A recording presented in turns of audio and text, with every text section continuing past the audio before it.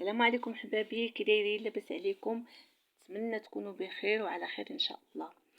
بالنسبه للوصفه ديال اليوم ان شاء الله غادي نصاوب معكم الحريره المغربيه معشوقه الجماهير، او كي تنقولوا ليها في رمضان الحريره الحامضه. بالنسبه للحريره الحامضه، هاد الوصفه اللي غنعطيكم ساهله مهله، غتولي عندكم معتمده، كتصاوب في 5 دقائق.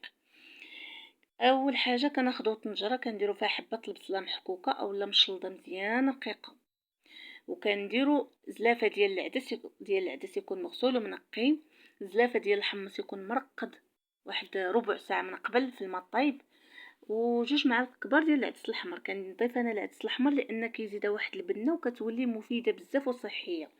وبالنسبه للعطريه كنديروا معلقه كبيره ديال التحميره، معلقه كبيره ديال الخرقوم، معلقه كبيره ديال القرفه حتى هي كتزيد واحد البنه وواحد اللون خطير، معلقه متوسطه اولا صغيره ديال البزار على حساب اللي كيبغيش الحار، معلقه كبيره ديال السكنجبير، ومعلقه كبيره ديال الكمون.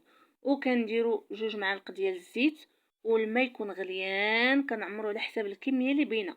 كانوا عندكم ناس كثر كتعمروا الطنجره حتى الفوق، كانوا الناس قلال ولا غير نتوما اللي في الدار ولا دار كديروا على حساب عينكم ميزانكم. فاش صافي كنردوها طيب، فاش كتكون كطيب وكنقلبوا كنلقاو الحمص كطاب كنحكو مطيشه. انا هنا درت 5 مطيشات، 5 الحبات نتوما على حسب الكميه اللي عندكم في الطنجره. درت انا 5 الحبات طماطيشه، حكيتهم ضفتهم على الحريره من بعد ما لقيت الحمص طاب. صافي كنحركوا ديك المطيشه وكنقصوا عليها ونخليوها تطيب مطيشه على خاطرها. ملي كطيب مطيشه كناخذوا واحد الاناء كنديروا فيه 2 مغارف كبار ديال دقيق الفرص اولا نص كاس ديال دقيق الفرص، وكنضيفوا ليه الماء وكنحركوه مزيان حتى ما كيبقاش لينا فيه دوك الكواري. كندوروا به الحريره وكنبقاو نحركو كنوقفوا واحد 5 دقائق حدا، كنبقاو نحركو باش داك الدقيق ما يلصقش لينا.